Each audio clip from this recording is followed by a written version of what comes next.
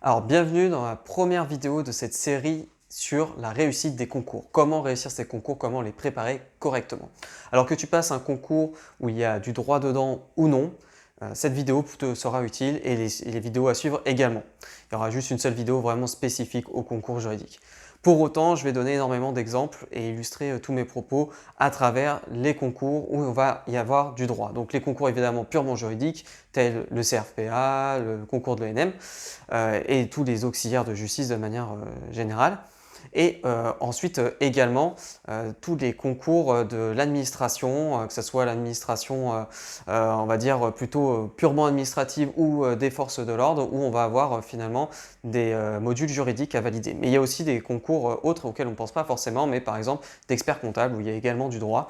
Et donc tous les aspects que je vais aborder sont suffisamment génériques pour être communs à ces concours-là. Et les illustrations vont parler à chaque personne préparant ce genre de concours. Donc, la question qui me revient souvent quand on commence à préparer un concours, ou on se lance en tout cas dans cette aventure de préparer un concours, d'ailleurs je te félicite, hein, bravo, mais attention, hein, tu vas avoir beaucoup de travail et ça ne fait que commencer. Et la première question qu'on se pose ou qu'on me pose, c'est mais par où commencer? D'accord, c'est vraiment par où commencer, parce que ça paraît être une montagne, il y a tellement de choses à penser et à faire. On a peut-être des fois 6 mois, 1 an, voire plus pour le préparer et on se demande quelle va être la meilleure manière d'aborder la chose. Donc souvent, on procrastine au début, on repousse la chose et quand on commence à s'y mettre, on commence à paniquer un peu, on a des montées de stress de manière cyclique, hein. On monte en stress, puis après on se dit attends, finalement j'ai du temps, puis après on se dit oh, mais non, mais en fait ça passe plus vite que prévu, j'ai pas eu le temps d'avancer, on restresse et quand on approche des examens, enfin, en tout cas des épreuves du concours, là pareil, on repanique encore. Donc on abordera justement tous ces aspects-là.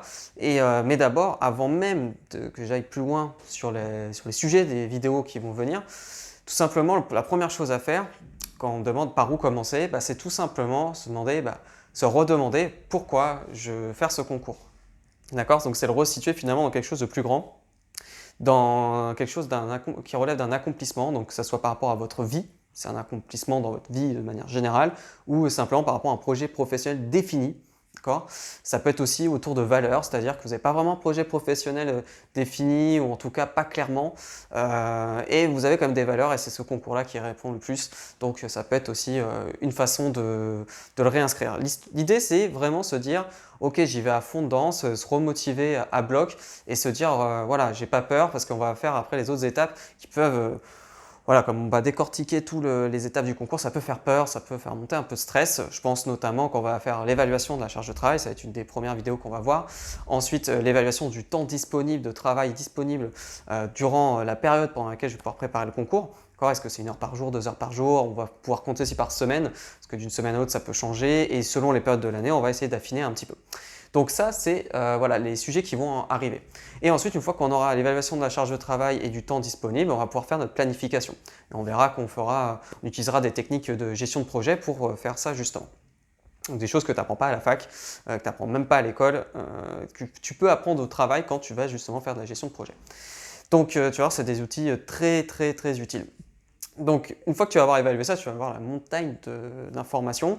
Et c'est pour ça qu'après, il va falloir être méthodique et vraiment analyser ce dont j'ai besoin, notamment les ressources. Qu'est-ce que j'ai noté d'autre également? Les méthodes de travail, évidemment, au quotidien, comment tu vas t'organiser, quand est-ce que tu vas travailler, de quelle manière, sur quel sujet.